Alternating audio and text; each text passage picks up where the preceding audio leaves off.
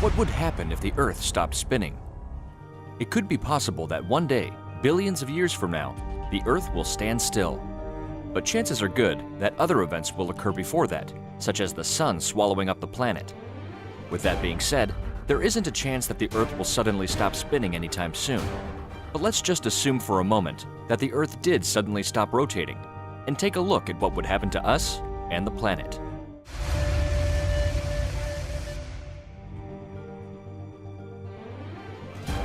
Our planet spins at its equator 1,000 miles per hour as it orbits the Sun.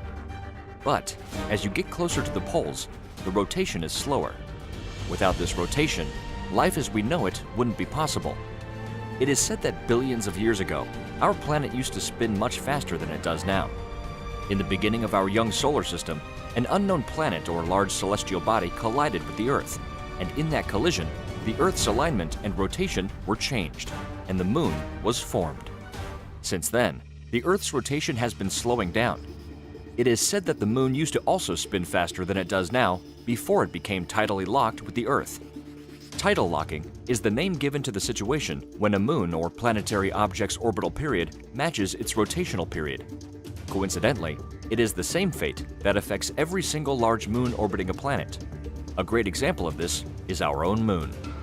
In our early solar system, both the Earth and the Moon rotated independently of each other, but the Earth's gravity grabbed onto the tidal bulges and slowed down the rotation of the Moon. To compensate for the loss of momentum in the system, the Moon drifted away from the Earth to its current position, about 230,000 miles away. But Moon has the same impact on the Earth, and those same tidal forces that cause the tides on Earth are slowing down the Earth's rotation bit by bit, and the Moon is continuing to drift away a few centimeters a year to compensate. There are two different scenarios. If the Earth just stopped spinning, but wasn't tidal locked to the Sun, the planet would experience 6 months of sunlight and 6 months of darkness. But for the purpose of this mind experiment, let's take a look at the effects it would have on our planet to be tidally locked to our star, the Sun. First of all, we have to consider the speed of which our planet rotates at the equator, which is roughly 1,000 miles per hour. A sudden pause would cause everything on the surface of the Earth to suddenly move at a speed of over 1,000 miles per hour, 1,600 kilometers per hour, in a sideways direction. Since the velocity needed to escape the Earth's gravity is over 24,800 miles per hour, everything would stay tacked to the Earth's surface, yet jolted forward. Imagine everything suddenly moving across the planet at 1,000 miles per hour. It wouldn't matter what it was. Everything would experience a sideways deceleration of 3/4 of the Earth's gravity. Suddenly, down would be at an angle of 38 degrees from vertical. The force of suddenly stopping would rip buildings right off their foundations and send them flying across the ground with anything else that isn't solid bedrock, destroying everything in a giant and deadly debris path. But that's not all. This would also include the oceans, which would suddenly slosh sideways across the planet, with waves being miles and miles high, moving at the same velocity. Imagine tsunamis so high you couldn't see the top. Just a wall of water racing towards you at 1,000 miles per hour.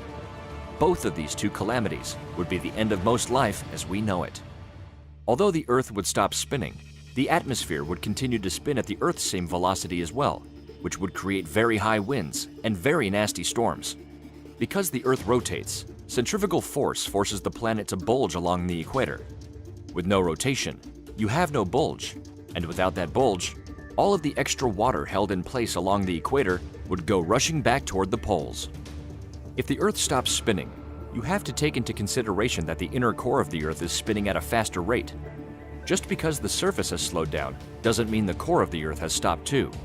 Our highly volcanic planet might erupt in ways we never imagined. As the tectonic forces above and below enter into a new conflict, supervolcanoes would likely erupt across the entire planet. Our tidally locked Earth would have half of the planet always facing the Sun, and the other half would be in permanent darkness.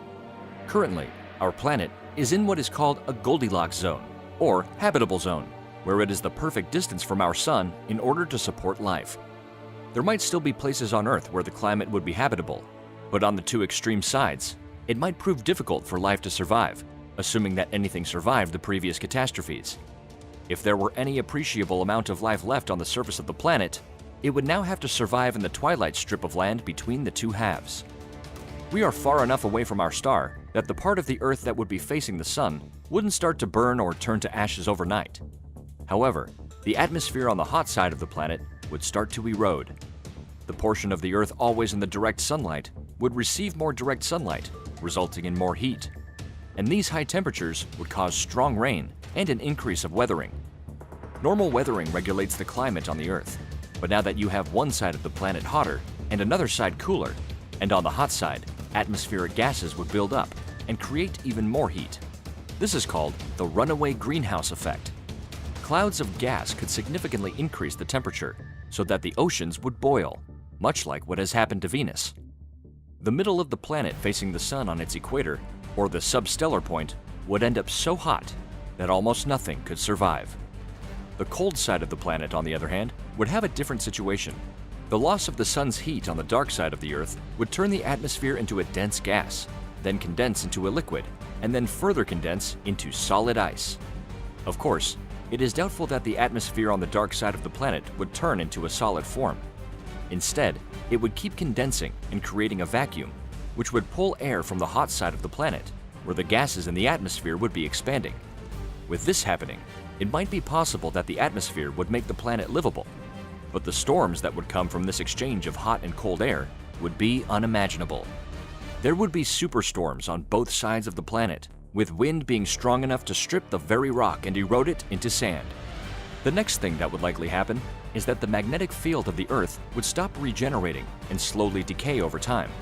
The reason for this is because the magnetic field of the Earth is generated by a dynamo effect that involves its rotation. Our magnetic field plays a huge role in keeping our atmosphere intact, and this magnetic field also protects the Earth from cosmic rays. Where would this leave humanity? We are a very adaptable species that has seemed to survive other catastrophes, and even though we have powerful technology, being able to survive on a planet that has stopped spinning and is tidally locked to the Sun would be a great challenge. We would be able to control our environment to a degree by moving underground, but growing food in such conditions may be difficult. However, you shouldn't worry about this happening anytime soon, as physicists have predicted it would be 1 billion years from now at the current rate. Let us know what you would do and how you would face these new challenges in the comments below.